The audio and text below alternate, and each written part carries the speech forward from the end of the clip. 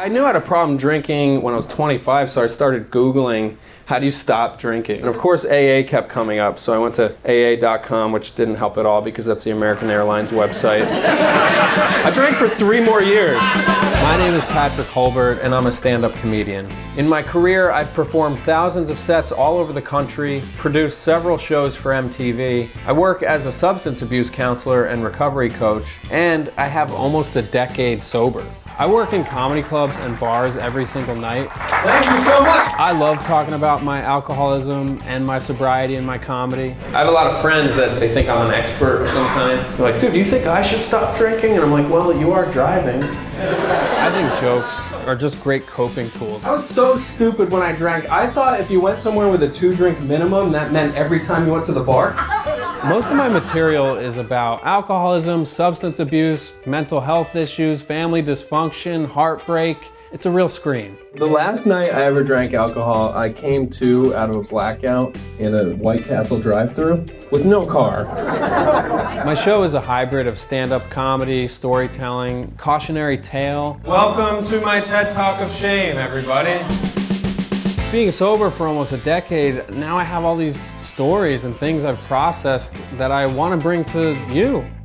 Give it up for yourselves for coming out on a school night, everybody. Thank you so much. I love performing at colleges because I immediately remember where I was when I was in their shoes. What are you guys, like 19, 20, 21, something like that? When I was a student, I was just creating mayhem across campus. That's when my life started going off the rails. I spent one night in jail, and it was because I broke into my college food hall. I was wasted, and all I wanted was Fruit Loops.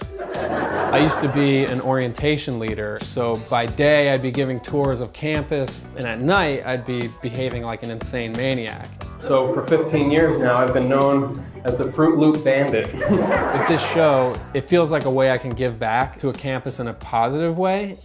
My goal isn't to preach to students about what they should do. I just want to perform my show for them where hidden inside of this entertaining package is a cautionary tale that these students are hearing as they're discovering their relationship with alcohol and drugs. One day back in college, I was so stressed out that I got so drunk for 9 years.